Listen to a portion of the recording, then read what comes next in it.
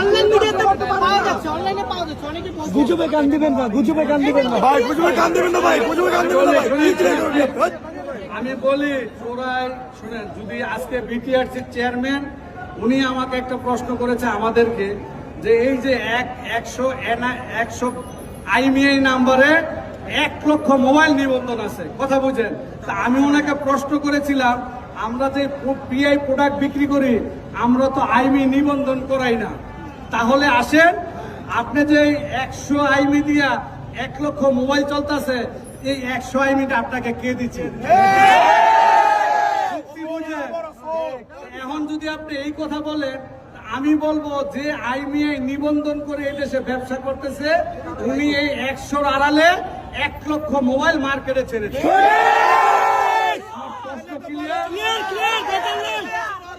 তাইলে এনে আইমি চুরি কে করেছে?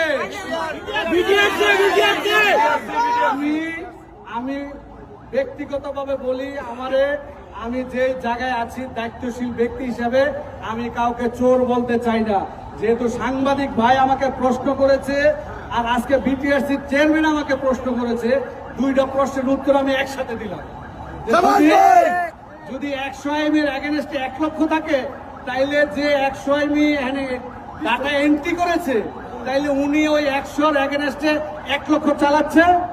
আমি তো এন্ট্রি করি নাই, তাইলে আমার মোবাইল তো আমি এন্ট্রি করি নাই, তাহলে আমার 100-র মধ্যে 1 লক্ষ চালানো সম্ভব না। আশা করি আপনারা উত্তরটা পেয়েছেন। ধন্যবাদ। ইনশাআল্লাহ ভাই, ইনশাআল্লাহ। ভাই এটা ব্যাট না, আমি আপনাদেরকে আবার বলি, ব্যাট আমরা প্রতি মাসে দেই, সেটা বলে ব্যাট। আর যেটা বাইরে থেকে ইম্পোর্ট করে মাল আনা হয় সেটা হচ্ছে ট্যাক্স। ট্যাক্সটা 57 থেকে 59% বর্তমান আছে।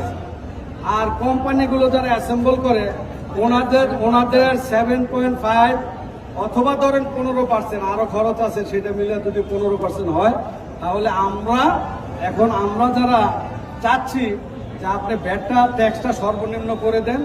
আমার কথা হচ্ছে, আমি তো জনগণের উপরে ছেড়ে দিয়েছি যে যদি আপনার ট্যাক্স বাড়ান তাহলে জনগণ সাফার করবে। আপনাদের জনগণের কথা মাথায় রেখে, এই দেশের 18 কোটি মানুষের কথা মাথায় রেখে আপনার ট্যাক্সটা নির্ধারণ করতে হবে। আপনার সাংবাদিক ভাইয়েরা যারা ট্যাক্স নির্ধারণ করে ওদেরকে আপনি বলতে পারেন যে না, আপনি এই অতীব জরুরি পণ্যটাকে আপনি এইভাবে ট্যাক্স নির্ধারণ করতে পারেন।